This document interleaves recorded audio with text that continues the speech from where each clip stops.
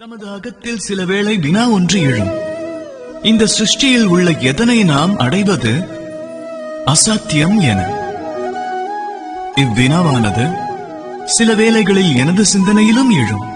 அதை குறித்து நானும் சிந்திப்பேன். இந்த சிருஷ்டியில் எதனை நாம் அடைவது அசாத்தியமான ஒன்றாகும்? தனம் இல்லை. கீர்த்தியா இல்லை. கௌரவமா இல்லை.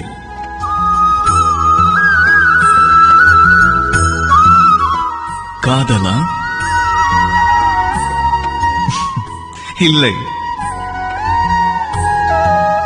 எனில் எதை இவ்வுலகில் அடைவது அசாத்தியமான ஒன்றாகும்?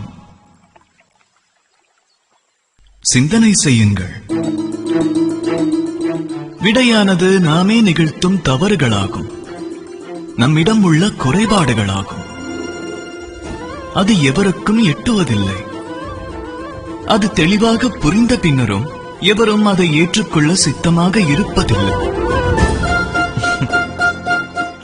எனினும் எந்த நபர் தனது தவறுகளை ஏற்றுக்கொள்கிறாரோ, தனது குறைகளை ஏற்றுக்கொள்கிறாரோ, அவருக்கு இந்த சிருஷ்டியில் எதையும் பெறுவதற்கு எதுவும் தடையாகவும் கடினமாகவும் இருக்காது.